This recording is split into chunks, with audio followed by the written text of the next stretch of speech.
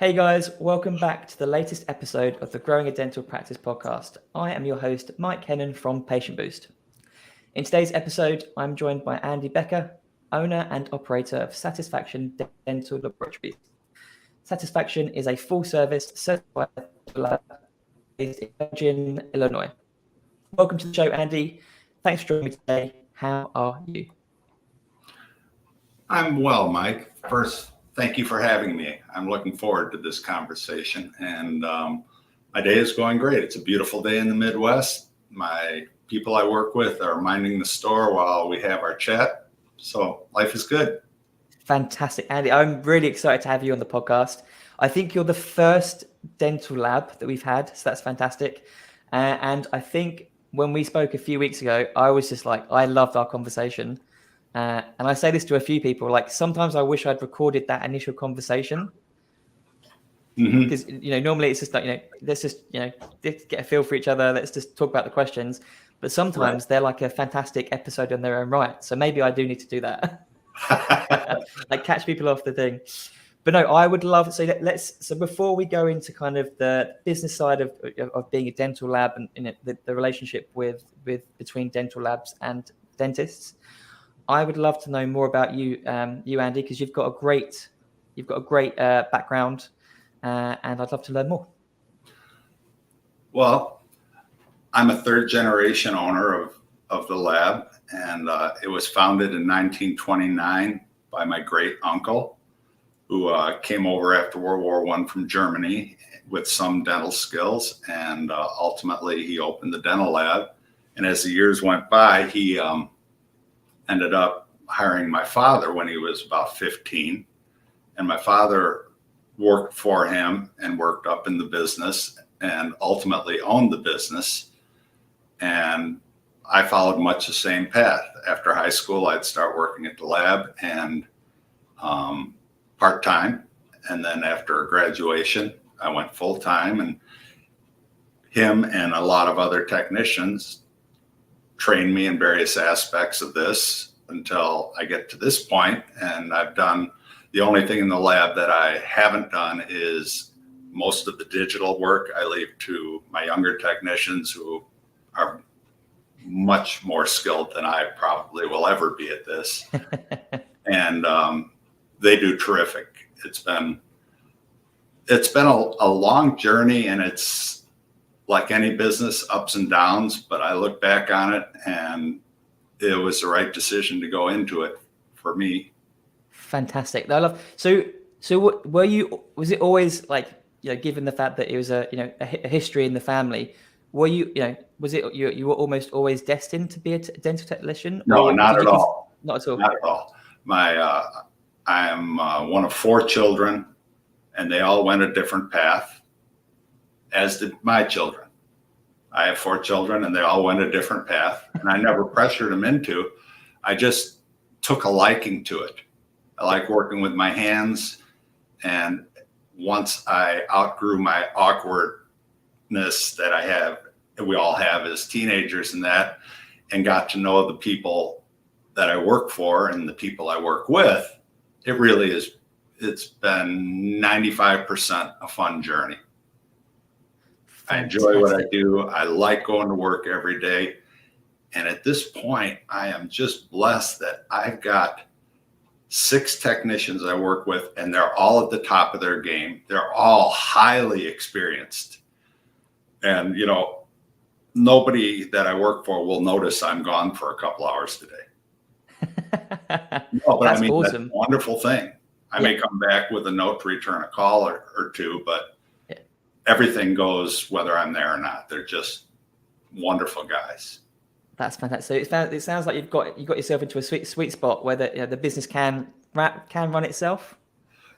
To a point, sure. Yeah. I can extract myself for a day or two if I need to, and with a little forward planning and working ahead, things just go through. I come in, and it was a non-event as far as our customers are concerned. How lucky am I? That's so good. Yeah. The last thing you want to do is leave your business and then expect it to fall over because there were years where I couldn't. I didn't have this kind of talent available. Yeah. But now I do, and it's a wonderful thing. Yeah. Everybody. everybody plays well together. We all like each other, and it's the culture of the lab is just really friendly, helpful. We help each other out when somebody's in a bind. It's just like you wish your family operated. Yeah. You know? So is it the family that the family you wish you had? Yeah, some days, yeah. But no, it's very good now. Yeah, I think, and I think you are, it's something that you've built up over the years. I guess the culture probably hasn't always been like that. I guess you might have had No. the rogue technician, maybe. No, by the culture, when I started in the business, which has been quite some time ago, there was a very adversarial love-hate relationship between dentists and labs. And it always kind of puzzled me, where the technicians resented dentists because of their status. And I never understood that. These are the people that are feeding your family. Why wouldn't you think well of them? And over the years, industry-wide, but specifically in my experience, that's gone away. It's very much a team effort now between the labs and the dentists and the patients. And it's really friendly. I have never, and I've been on the phone for 40 years, I have never been yelled at. I have never had a dentist insult me or berate me. I've never had that experience. And a lot of people have had that experience. But I work for probably, I'm going to guess 50, 60 dentists in a given month. And I'd be happy to be next door neighbors to any of them. They're just terrific, nice people. I think dentists are really sometimes unfairly maligned. I mean, they're doing a vital service and they have a lot of pressure in their day. And my goal is that never crosses their mind that a case is going to be wrong or late. Mm-hmm. That's kind of the service we provide. We do what we do, but it's got to be there on time and it's got to be according to their wishes. Mm-hmm. Otherwise, if the patient shows up and the case is still in the lab, that's an awful situation. It's a loser. It makes everybody look bad. And so I really, really try to be diligent about times and deliveries and things like that. My people take care of most of the work itself, but everybody kind of owns that too. Mm-hmm. They will come up to me and say, Andy, this has to be there and the driver can't make it. I said, well, give it here. I'll drive it over. I do that. I've done that for 30 years. I have no problem with driving for a good customer if they need something. It's fun. Well, it's a day out, isn't it? It's a trip out of the office. Like it's just a variety, isn't it? But plus one of the most important jobs for our business are our delivery drivers. They've got to be personable. They've got to be friendly and kind. And over the years, I've had, when a driver starts, I always tell them, I said, you're going to be impressed because every single person you deal with is going to be nice. They're going to be happy to see you. They'll be friendly. And I've had them after 2 weeks come up to me and said, Andy, I thought you were lying to me. But after 2 weeks, they're like, you're right. Everybody you work for is nice and friendly. And so, I think that's just a culture thing that either the office has, and we try to have that in the lab. Yeah. I want my customers to know I will do absolutely anything humanly possible to accommodate them. Yeah. I have no problem with rushing. I have no problem coming in early, staying late, driving over to your office. That's what a small lab can do.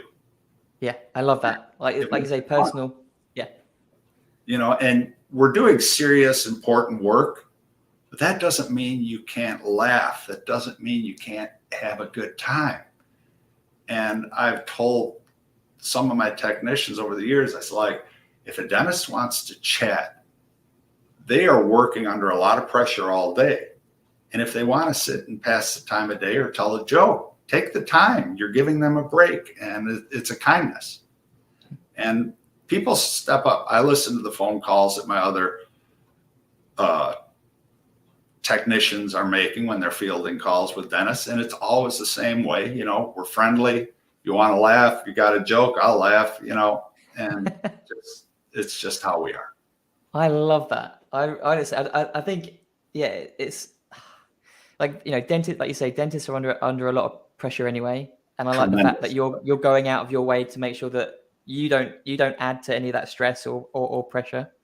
Fantastic. Right.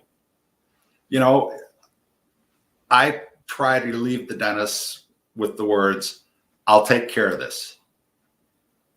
And all that I'm telling them, this is going to get done. It's going to be in your hands when you need it. And I like to say that to them. And then, of course, I'm obligated to do it. Yeah. But you hold yourself accountable, or you hold your team accountable. Whereas a lot of businesses might let it slip a little bit. Like they might be, oh, well, it doesn't matter. No. It's, but I like the fact that you own it and you're. And I think being a small lab, I can own it. Mm-hmm. If it's a large lab and you're working for somebody in Des Moines and the case is late, it's out of your hands. You can't do that. But I've had countless times where if a case needs to be there in an hour, okay, I'll drive out. I'll stay an hour late tonight. It's not a big thing. You're a good customer. You're a great person, and your patient has to be taken care of. And most dentists really, really, actually all my dentists really are patient focused. They really all want to do the best for the patient. And they're working uphill sometimes because not all patients see it that way. Mm-hmm. They don't agree with their judgment, or they don't have the money to take care of what need to be taken care of. So we do donated dental. And if a dentist calls up and says, Andy, this lady's in a hard way, I was like, okay, well, take care of it. Yeah. It's not the end of the world. Mm-hmm. A couple $100 isn't going to make either one of us rich or poor. So it's fun because I think about, what if it was my mom? Yes. What if it was my mom? Short story. My mom needed some oral surgery. I went in, saw the oral surgeon who I know casually, and he was done. And I said, Mom is not without means, so see if we get a bill. And he looked me right in the eye and said, Andy, I am not charging your mother, and that's that. So I brought him a nice gift. Yeah. But, everybody I run into, I don't run into anybody that's sultry, angry, attitudinal, nothing.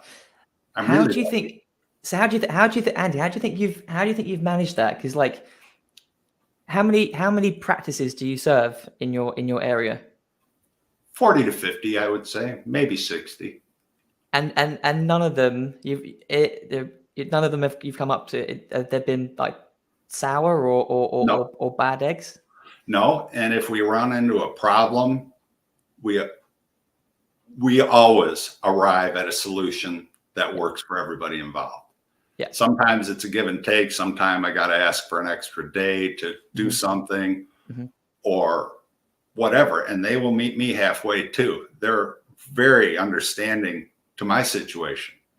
Some days you've got half a dozen cases all day. Other days the driver walks in with 30. And they understand that. They're under the gun.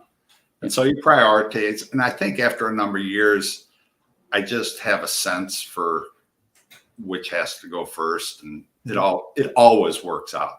Probably twice a year, I overlook something, and then I do whatever I have to do to make it right. Yeah, love it. I'm starting to think Satisfaction Dental is a great name for your business. I inherited it. Yeah, I inherited it, but it's perfect. It literally everyone leaves satisfied, including the people in the business. Well, I kind of like the name just because it's family history. So I wouldn't change the name just because I'm nostalgic that way. Well, plus, you built up, so has it always been called Satisfaction? Because yeah. So do you have any plans to celebrate like the 100-year anniversary? I don't know, but that's coming up, isn't it? That's amazing. Yeah. So we're what 7 years away? Yeah. That's Yeah. So fantastic. I'll have to commemorate that somehow. And Absolutely. I haven't devoted a lot of thought to it, but that's pretty remarkable, I think. Yeah. There aren't many. We know of big brands that have have gone through the 100-year mark, but like as a small business, that's incredible. Like Yeah. me and Sheila are like we're a couple of years old. Like I cannot imagine what this or our business probably won't be around in 100 years. Like I don't know. Well, Or don't maybe kid it will be. yourself. You seem to have a very similar attitude that I have as far as you're having fun, you're enjoying it, Yeah. and you've got pressures. Yes. Anybody that goes into business schools in every day. Absolutely. Yeah, Sheila, we're always learning something, aren't we? Sorry, guys, I just realized you don't realize that Sheila's here. So Sheila's watching and she's editing the podcast. But yeah, I think we are very similar aligned. We have a saying in the business. You don't have to be serious to be serious about business. Oh, that's a very good way to put it. Summarizes what you talk about. Like, can I borrow that? Absolutely. Thanks. Yeah, you have that one for free. I think it's important. We spend a lot of time at work, and you might be like us, Andy, where me and Sheila are always thinking about work. Oh yeah, we need to get better at. When you're in business every waking moment. Mm-hmm. When you're in San Diego eating dinner, you're mulling over business. Mm-hmm. It's always there. It's always a little tension. Yeah, and a little bit sidetracked. How are you able to switch off from the business? Like mainly when you're with like family and friends, like when it's just you and Shelby, like hanging out. Like, are you able to switch off and kind of for several minutes at a time? Yeah. Right? Yeah. But sure, you can be distracted. You can be enjoying your children or enjoying the day, and it doesn't detract from it. But if you get a quiet moment, your head just snaps right back there. Yeah, it's just and it isn't really worried. It isn't worry. It isn't concern. It's just when you're in business, the business becomes who you are.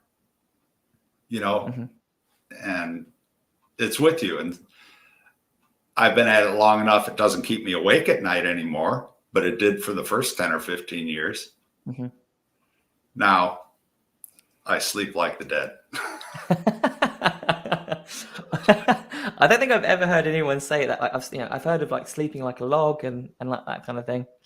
No, I sleep very well. That brings us nicely onto like, so, when you took over, when did you take over the business? When did you step up? It was 1987. 1987. Fantastic. So I was like 30 years old or something like that. Were you ready at the time? Did you feel prepared? No. I don't think any of us are.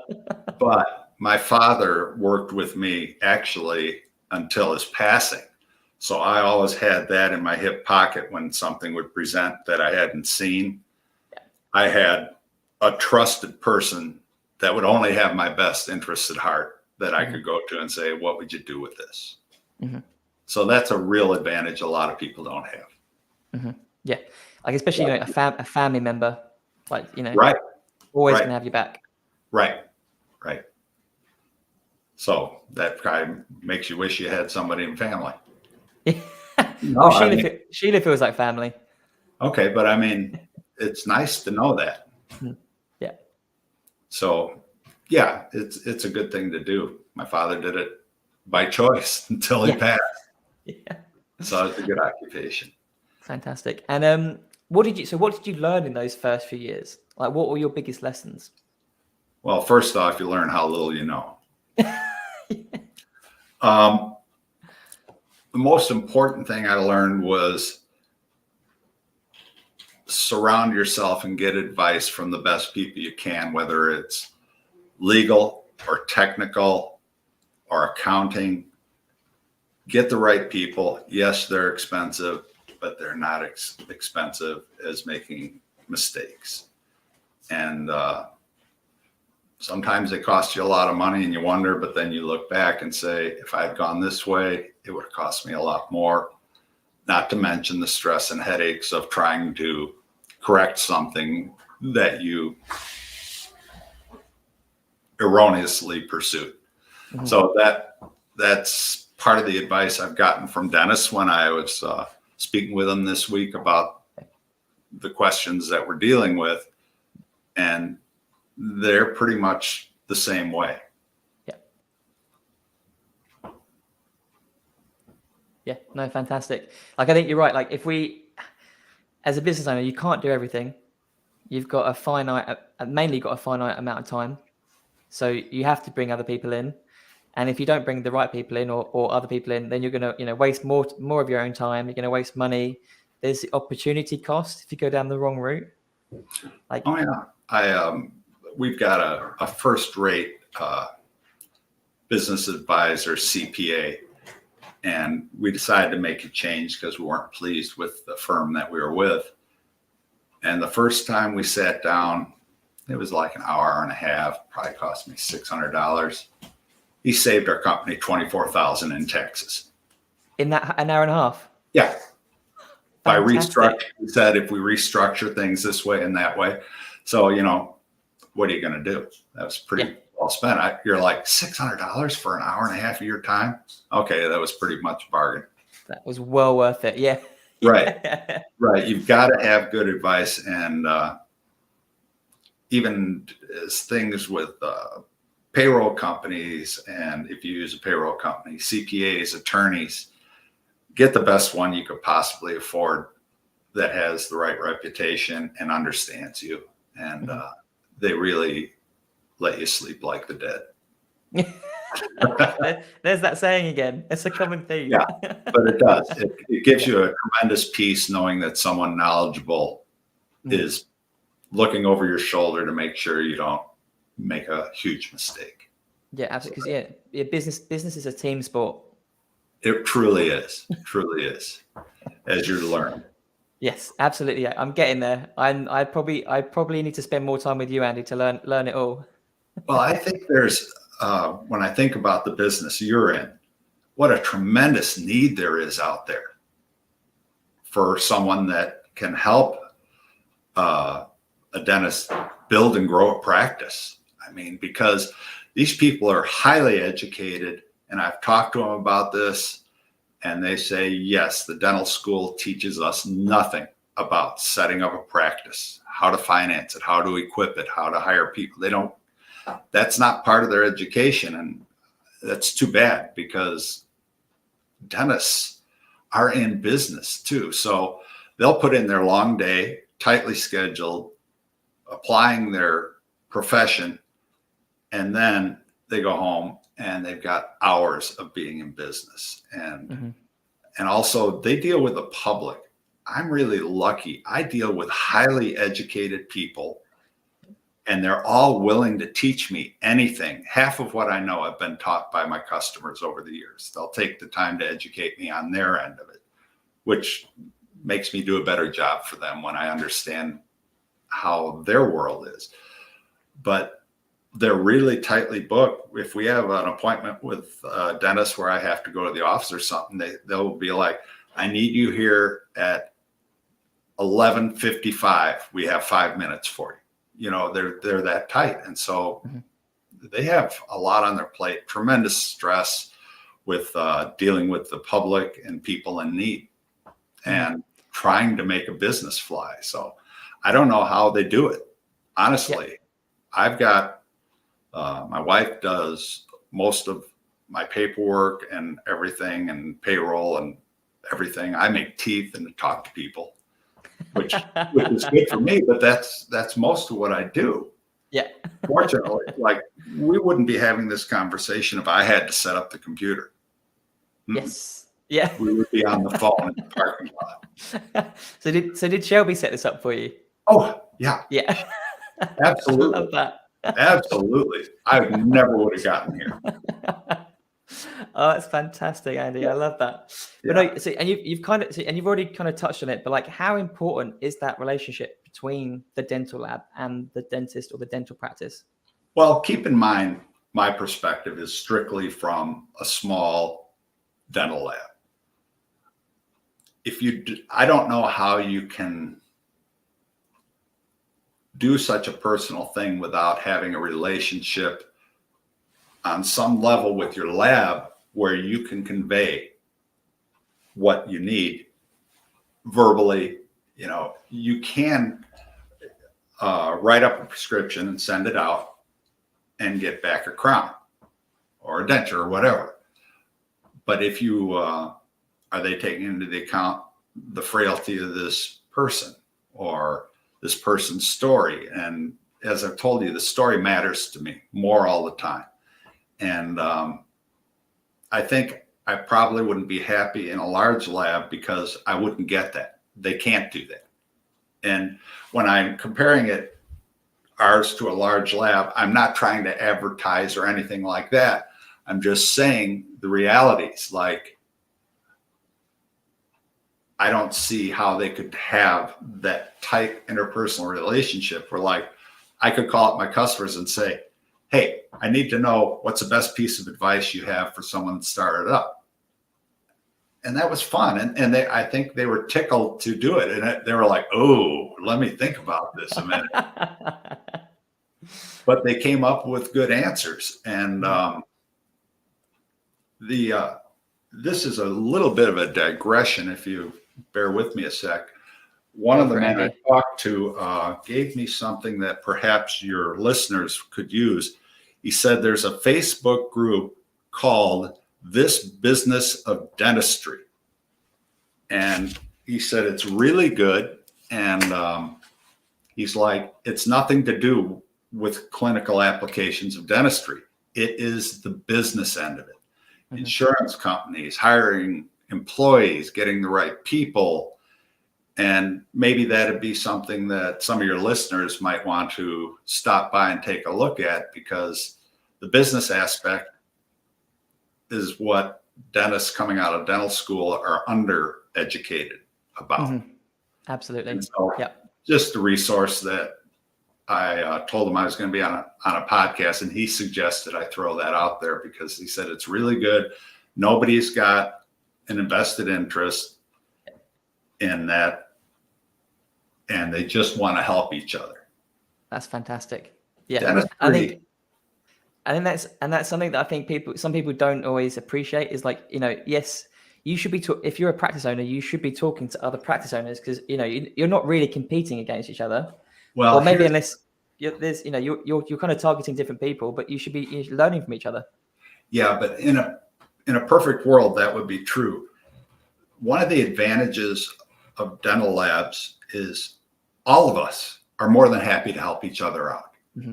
We're friendly competitors. I mean, I had our CAD/CAM mill go down or something last year. Well, in the same town, there's a big national lab. And I walked in over there and I said, hey, my mill's down. Can you help me out? And they're like, yeah, send it over. We'll mill your cases for you until you get back online. And this is a big national concern. And it's the same thing. I can call up a one-man lab. The average lab in the country is like 2 people. Yeah. And I can call up a one-man lab and say, hey, I'm painted in a corner. Do you have this I could borrow until I get mine? And every single time, everybody's happy to step up.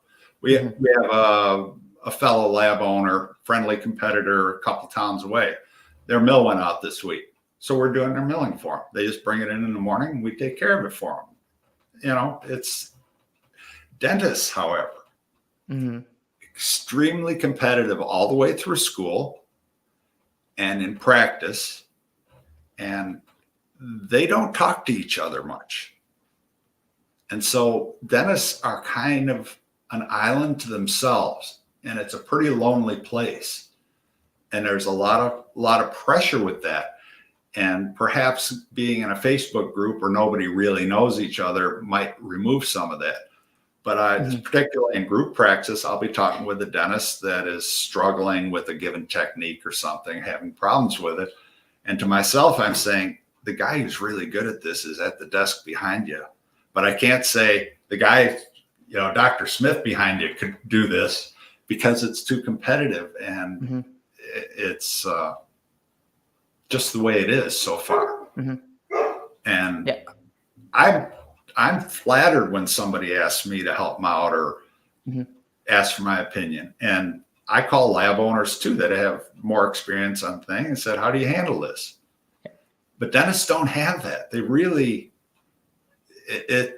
I feel sorry for them because there's not a professional camaraderie like the lab owners have.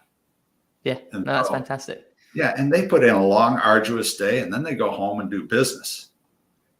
I'll come home and do business for a half an hour, if there's a loose end to tie up. But Mm-hmm. these guys are managing people and everything else, and it's not an easy thing. It's very high stress. Absolutely. There are a lot of moving parts in running a dental practice.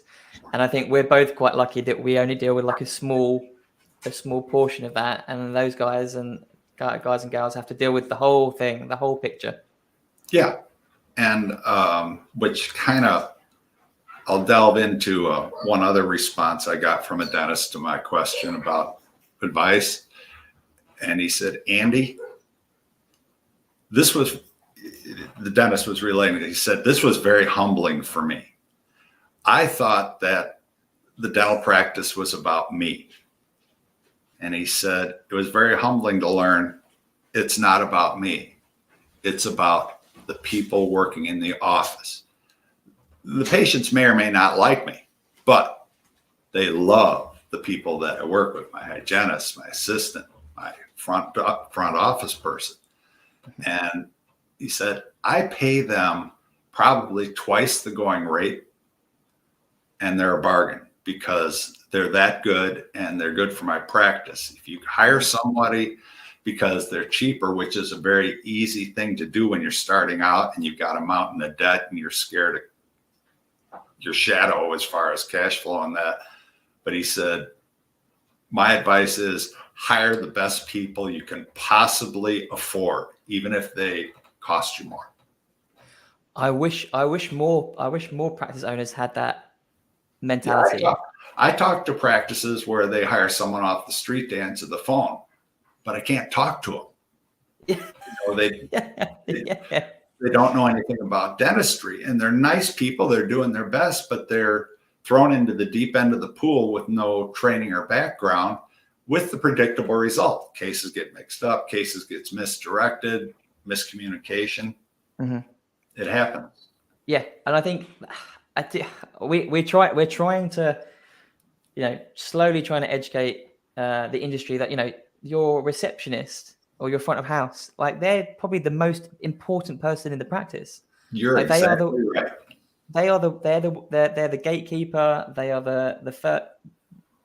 You only get one chance to make a best first impression, don't you? Like one chance, one shot. And if you practice, and if you're a receptionist or front of house team, blow that opportunity with a potential patient, or even an existing patient that an existing patient can get a sour taste in their mouth. That should be the best. That should be probably the highest paid, most trained individual. Right. Well, the layperson judges a dentist on two things. Do I like that dentist? And did they hurt me? And the receptionist, dentist, the patient doesn't know what the dentist is doing truly. They have to trust that. But the surrounding personnel and the, again, culture of the office, that's what makes patients say, yes, you're my dentist. Because frequently it's a lifetime relationship with a patient if you do it right. When you start out, you've got a patient. But as years go by, if you do it right, you've got a relationship. And that's what I like about it. I like knowing that Dr. Smith has a golden retriever. He's got 2 kids in college, and him and his wife have been together 25 years. And he likes to go fishing. I like that. It gives you something other than teeth to talk about, and it breaks the ice, and it makes the conversations more pleasant. Where I can ask, how's your son doing in college? Mm-hmm. And that personal thing is fun and it's interesting. Yeah, and I think it's important that you show people that you care. Well, actually, I do. like you do care, like you know, you Right. care about their business, you care about them as an individual. Like, Yeah, yeah, like I say, it's not all about teeth. but it's been a gradual journey, because that's something I've learned to appreciate more and more as the years go by. At first, it was like, okay, I can make good teeth here, but it's become so much more now. And that, like I said, I've got to have fun in my day. I've got to laugh. I've got to smile. Yeah. And this is what makes it happen. Fantastic. Love it. Love it. Yeah. Andy, I'm starting to wish this podcast was longer. Well, you're an easy person to talk to, and you're good at encouraging me to bloviate. So thank you for that. Well, well, thanks, Andy. I'm fully expecting. We sort of talked about this before we started, but I'm fully expecting the Andy Becker Dental Lab podcast to come out at some point. Not everybody appreciates my sense of humor. Oh, well, I fully do. So, does Shelby? Frequently. Mostly. Right. And when I talked to Sheila many months ago, and we were talking about it, I was asking her how she had been received calling dental offices, and she said some of them are a little bit reserved. And I said, call around some of them in the Midwest. That's all I can speak to. And I said, I think you're going to find they're happy to hear from you and want to do anything they can for you. The office culture, maybe it's a Midwestern thing. That's all I can speak to. Yeah. But the culture in all our offices is just like that. They're just like coming home. Yeah. Fantastic. Question for you actually is how do you find your clients? Like, how do you find, do they find you? Or, because obviously, I guess the history is going back. There's a long history now, so it might be a bit muddled. But like, yeah, it's kind of funny. When I was speaking to a dentist this week, and he's like, find a good first piece of advice. You say, find a good lab, and we can expand on that if you like, on how that approach would be. And he said, first off, get a recommendation. And he made a point of saying, from someone you trust. We get back to the trust thing and the competition thing. And so my advice would be, decide what the culture of your office is and decide what you're looking for. Are you looking for an economy situation? And there's nothing wrong with that. Are you looking for exceptional service? Are you looking for quality? Now, quality is a very subjective thing. When they identify it, I would say, call the lab, have a discussion. Just say, I'm a dentist, I'm looking for a lab. I want to know what you guys are about, or what kind of services you provide, what's your atmosphere and things. And also, as a dentist, if I was going to go to a lab and we had this happen, stop in. Say, is it okay if I stop by? Because you'll set foot in the place and you can smell what the culture is in 10 minutes in a place. And I would encourage them to not be timid about saying, is it okay if I stop by and see? You can see the equipment, you can see the technicians, you can see how everybody behaves and the culture. If you are someone that's strictly in it for money, and there's nothing wrong with making money, if that's your thing, well, then you're going to know that. You're going to look at the price. But regardless of whether you're going to an economy lab or anything, I'd encourage you, if you can, and it's not a mail order situation, stop in, shake the hands of the manager or the technician. And I think these people are pretty smart, and they'll know if they're in the right place or not right away. Mm-hmm. It isn't just about the work. And if it's just about the work, it doesn't so much matter who you use, as long as you're getting the product you desire. Mm-hmm. That would be my advice to them.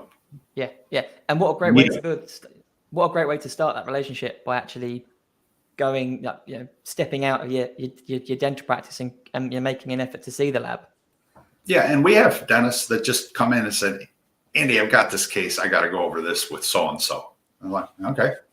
And they come in on their bicycle with their helmet and looking like Darth Vader, and pull off their stuff, pull a case out of their bag, and it's just fun, But or sometimes they'll say, "I'm really booked, but I need you here for a minute or two. I got to go over a couple things." I'm like, "Okay, I'll be over. Mm-hmm. I'll be over in 20 minutes, whatever." Mm-hmm. But they do that too. Sometimes they say, "You guys are busy. I'll bring it over myself." Like I said, my customers have no ego issue at all. Mm-hmm. They're all, if they're insecure, they hide it very well because they're just very laid back, and it's never about blame or anything like that. If we have a problem, everybody has a failure or a problem once in a while. I don't care about the blame. Let's just get rid of the problem and move on. Mm-hmm.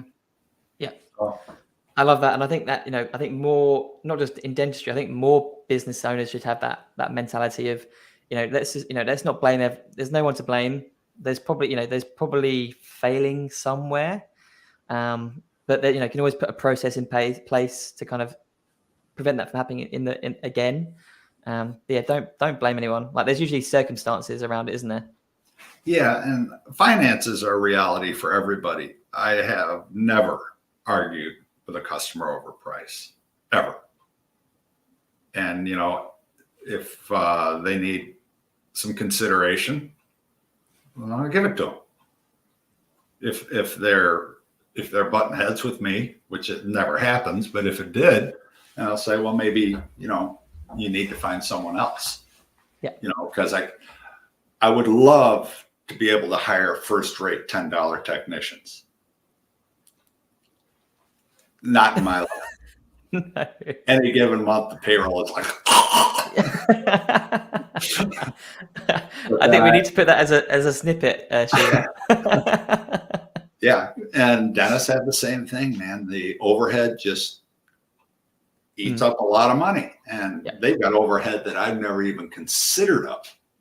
When you consider their consumables and their insurance and all these things that dentists have to pay for that don't even cross my mind. Mm-hmm.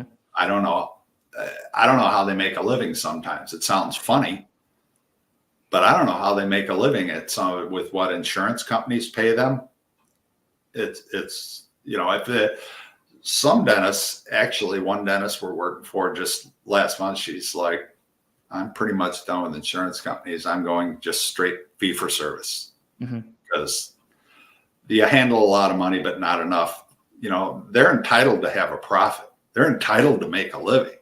And the insurance companies give them no choice sometimes but to send it to a cut rate type of lab situation because they can't stay in business, depending on the practice. If your managed care is only a small percentage of your practice, you look at it like, well, it pays the electric bill.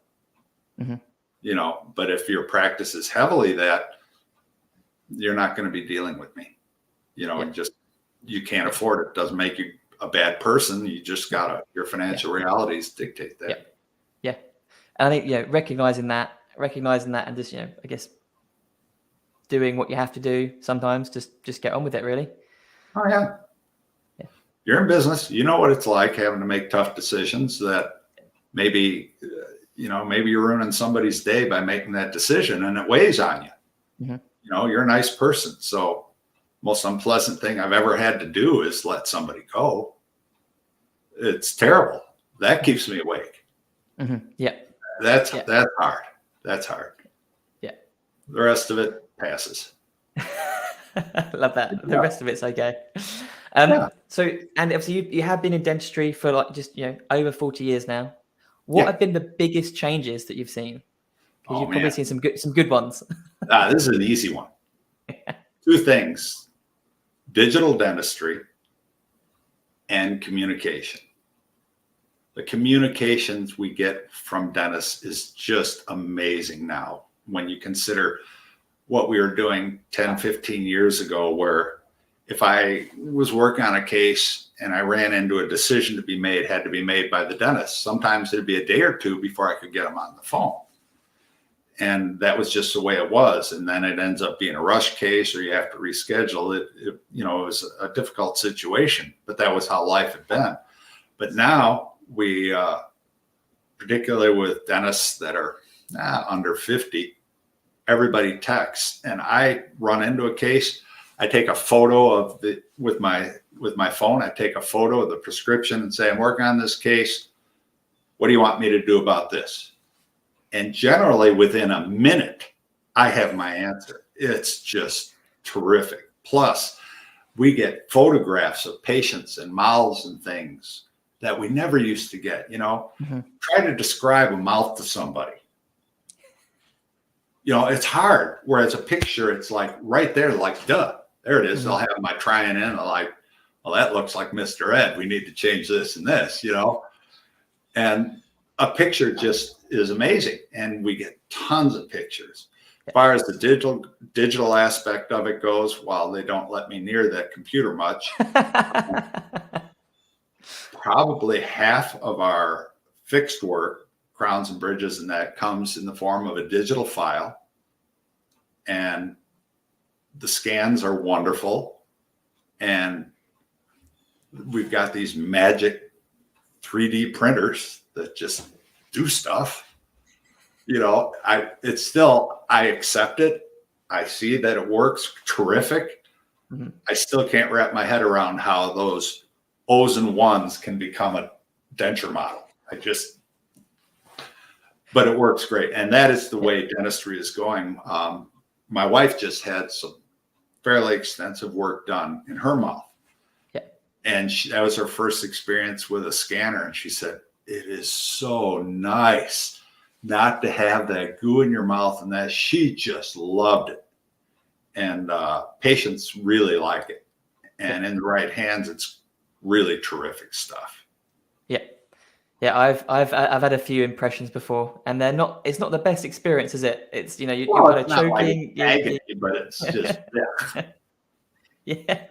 I don't want to throw my education in your face, but it's this. Love that. So Andy, you've already kind of shared some of the advice from some of your customers about like what they would do.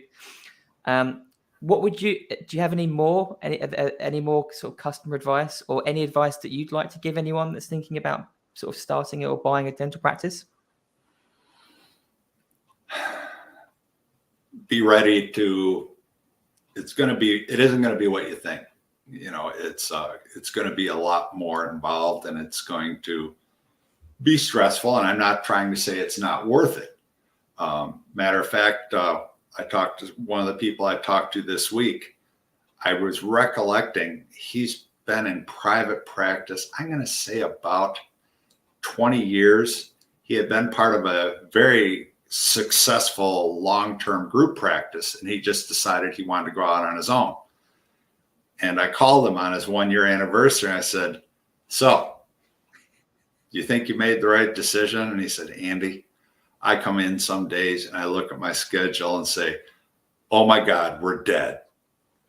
But he said, in spite of the stress of trying to build a practice, he said, yeah, it was the right thing. I'm so happy I did it. I'm much happier being captain of my own ship than being part of a group. But it's a big decision. It's not for the faint of heart, and it isn't for everybody. Nice thing about a group practice is you want a couple weeks off, there's somebody to cover for you. And when you close a business for a couple weeks, it's hugely expensive. I mean, because generally you still got to pay everybody. Yes. Yeah. And so it's hugely expensive. Yeah. But I don't know, there must be something good about it, because I can't think of a single time where someone has decided to sell their practice and go to a group practice. Maybe one. Or maybe like if they're towards the end of their career and they want to cash out maybe before retirement and then have a few like easier years. I'm not saying being an associate is easy, but like a more chilled final few years maybe. And also, if you're going to buy an existing practice, I've seen it go both ways, where they're like, okay, it's my practice now, you're dismissed, to the dentist that had been the practice. and it costs them. You've got to have a 1-year transition and be introduced by somebody that you trust. You say, I am retired. I'm semi-retired now. I'll still be around, but this is the dentist that's taken over my practice. He's a good dentist. He's going to take care of you, or she. And I work for a lot of female dentists now. Didn't used to, but they're wonderful. They are wonderful. And so don't get rid of whoever you're buying it from. Make it part of the deal to help you transition them, because I've seen very successful practices in 2 years absolutely crash because they just didn't transition properly. Mm-hmm. And I think a lot of people take on or buy a practice because they want to put their own mark on it. But I think you're right. Like, of course you do. Putting your mark on it too quickly or too abruptly, like you say, just like totally, it's a functioning practice. Like, many of them are successful already. Why would you throw away all that goodwill and brand recognition sort of thing? Right. And if it's operating in a manner that you found attractive enough to buy, don't go off the reservation. Bring in your ideas and changes, but incrementally. Mm-hmm. Yeah. Don't throw a grenade in the next room and hope it comes out well, because it's not going to. Yeah. It's like making a decision to go to a new software. Yeah. It's never as advertised. Despite how easy the software company tells you.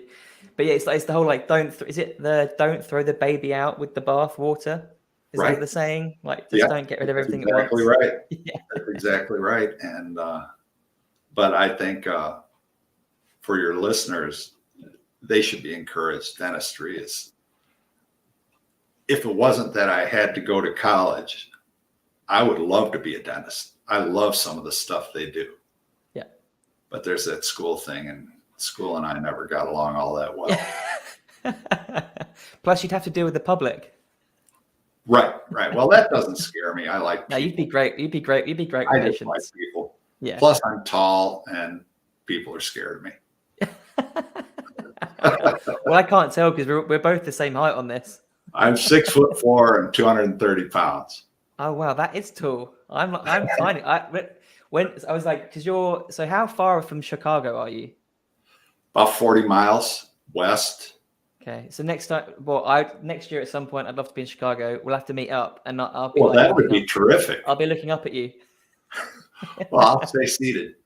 Yeah, we'll both be seated. That's perfect. Yeah, if you find yourself in our neck of the woods, that would be terrific, and you could stop by.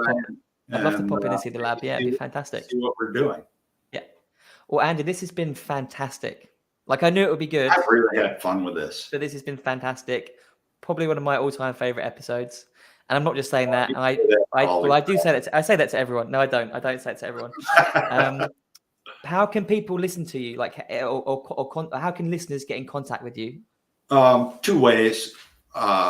Email would be Shelby@satisfactiondental.com. Shelby's my manager, and she will print it out and hand it to me. Or you can go on our website and link through there. It's www.satisfactiondental.com, all one word. Perfect. On the screen right now. Fantastic. And yes, that's all Sheila. It's not me.